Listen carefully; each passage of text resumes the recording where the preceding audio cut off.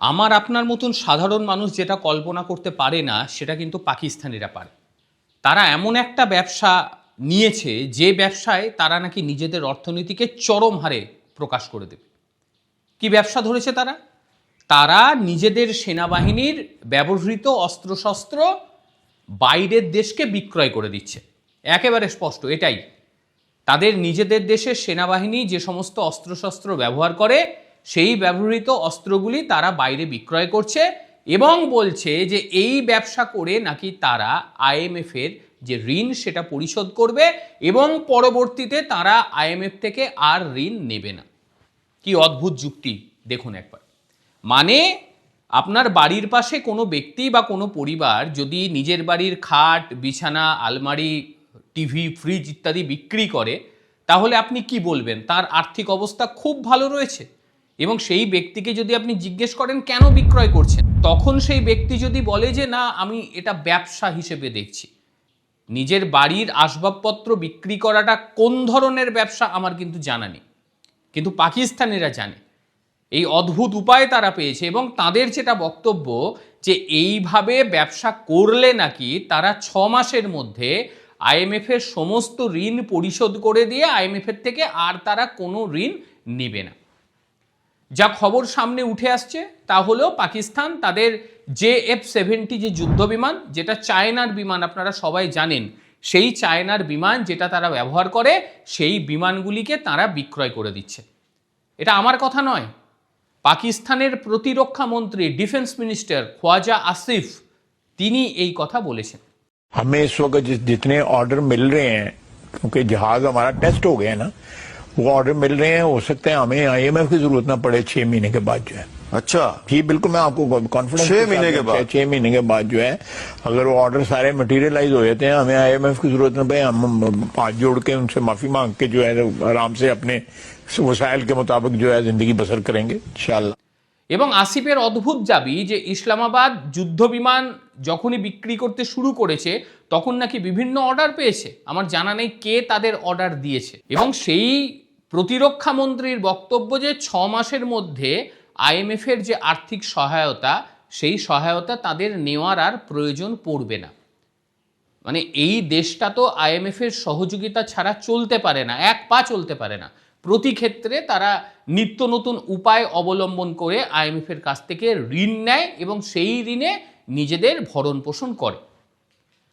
এইবারে যেটা বিষয় সামনে উঠে আসছে সেটা হচ্ছে সৌদি আরবের কাছে প্রচুর পরিমাণের টাকার ঋণ নিয়েছে পাকিস্তান।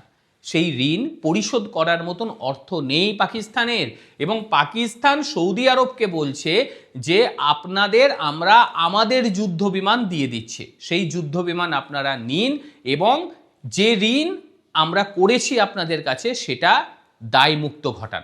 একবার ভেবে দেখুন কি বিষয়। এর আগে আপনাদের অনেকের মনে থাকবে যে এই আইএমএফের শর্তের কারণে নিজেদের যে বিমান অর্থাৎ পতাকাবাহী পাকিস্তানের পতাকাবাহী যে বিমান পাকিস্তান ইন্টারন্যাশনাল এয়ারলাইন্স যাকে PIA বলি, সেই PIA তারা বিক্রয় করতে বাধ্য হয়েছে, সেই PIA বিক্রয় করে দিয়েছে। আর এবার নিজেদের যে JF-70 যুদ্ধ বিমান ফাইটার জেট যেটা চীন থেকে তারা নিয়েছিল সেইগুলোকেও তারা বিক্রয় করে দিয়েছে।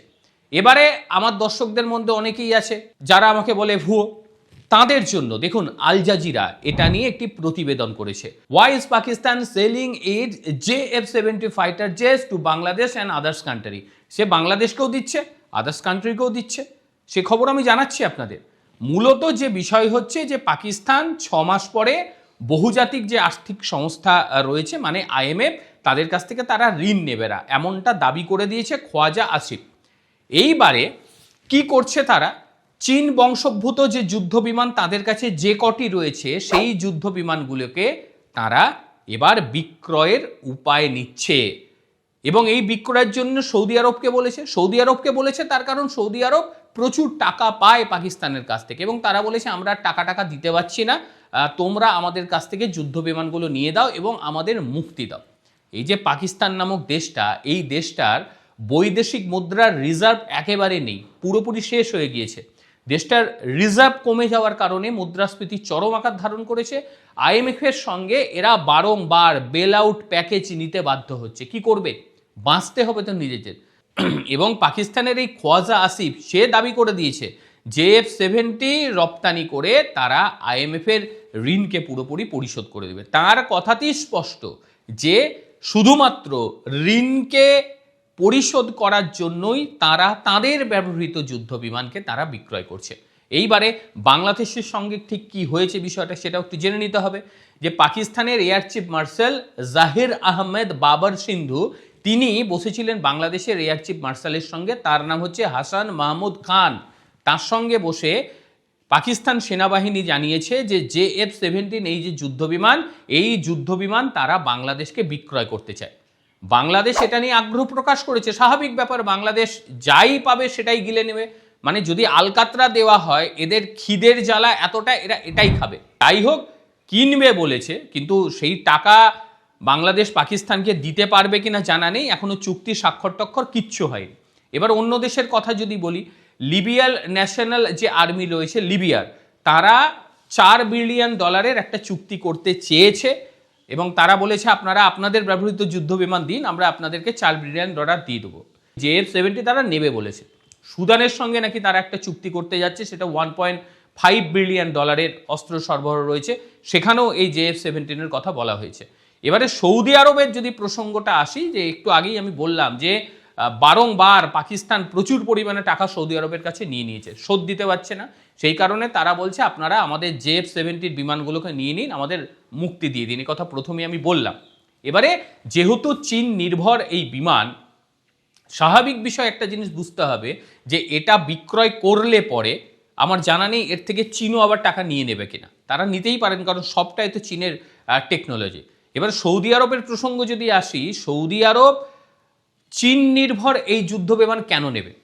তারা তো পয়সা আছে, তারা পয়সা নিলে F-75 নেবে আমেরিকা থেকে, এবং আমেরিকার একটা চাপও কিন্তু রয়েছে, কারণ সৌদি আরব এখন চট করে আমেরিকাকে চটাতে যাবে না, কারণ যেভাবে ডোনাল্ড ট্রাম্প একদম মানে খুল্লা খেলতে শুরু করে দিয়েছে, তারা ওই চীন নির্ভর যুদ্ধ বিমান নিয়ে নিজেদের বিপদ ডেকে আনবে না। স্বাভাবিকভাবেই তাদের যদি যুদ্ধ বিমান নিতে হয়, সেক্ষেত্রে তারা F-35 নেবে আমেরিকার কাছ থেকে। কেনই বা নিতে যাবে পাকিস্তানের সেই পুরনো জং ধরা মালগুলোকে?